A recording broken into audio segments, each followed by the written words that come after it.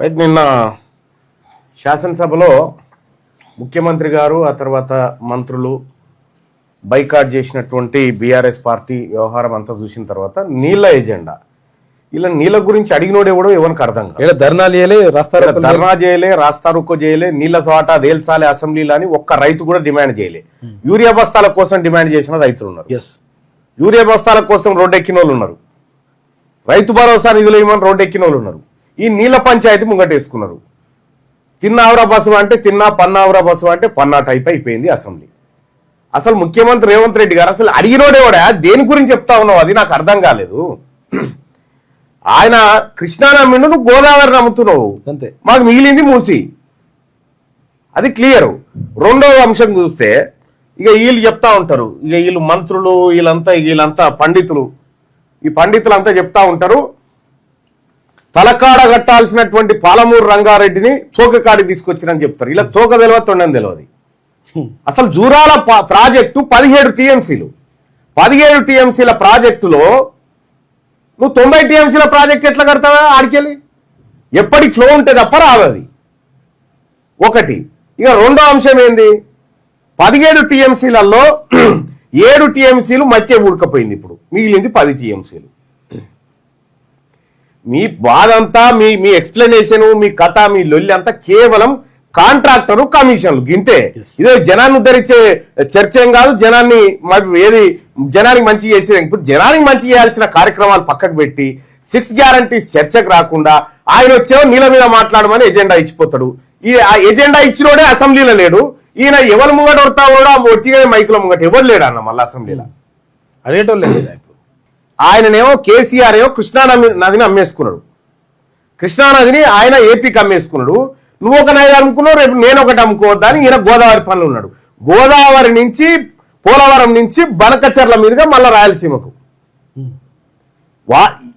Krishna basin, Krishna నది ఏంది ఇంతకీ? ఏ ఊర్లో చెరువు ఆ ఊర్లో పంటలకు పోతుంది, ఆ పక్కూరికి పోదు. కృష్ణా బేసిన్ లో 69% పారుతుంది కృష్ణా నది.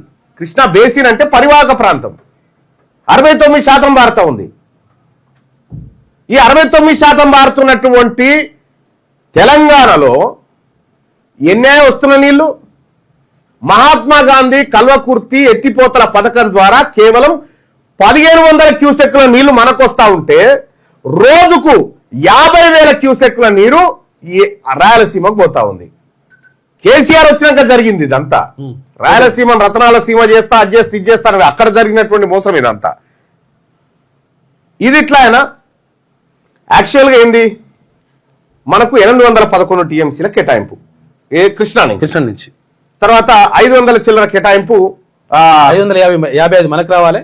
కాదు, కర్ణాటక కొంత, మహారాష్ట్ర కొంత కేటాయించారు. ఈ కర్ణాటక, మహారాష్ట్ర, ఆ తర్వాత తెలంగాణ, ఏది ఉమ్మడి ఆంధ్రప్రదేశ్, ఈ ముగ్గురు కలిపి తలా 5 టీఎంసీల నీళ్లు మద్రాస్ తాగునీళ్ళకి ఇవ్వాలి. దాన్ని తెలుగు గంగా ప్రాజెక్ట్ అన్నారు. మద్రాసుకు 5 టీఎంసీలు ఇవ్వాలి. అయితే ఈ మద్రాస్కి ఇచ్చేటువంటి ఆ కాలువ ఏదైతే ఉందో ఆ కాలువకు పైసలు ఎవరు ఇచ్చారంటే తమిళనాడు గవర్నమెంట్ ఇచ్చింది.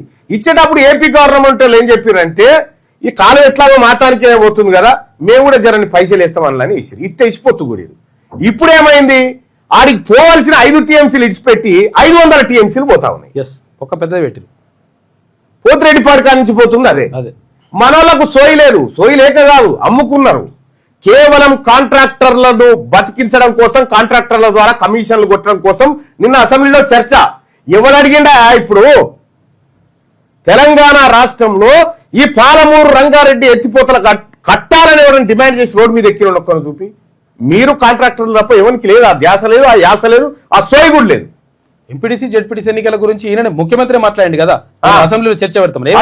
ఆ చర్చ లేదు, ఏం లేదు. ఆయన వచ్చింది ఎజెండా ఇచ్చిపోయినా మనం గదాని గురించి మాట్లాడితే మోసం అవుతాం రా, ఆయనతో బీసీలు మేల్కొనగల అది వద్దు, మనం నీళ్ళ గురించి మాట్లాడి ముగిద్దామంటే ఆయన ఎజెండా ఇచ్చిపోయి నేను అమలు చేస్తా ఉండు. ఏం లేదు ఈడ తేడా.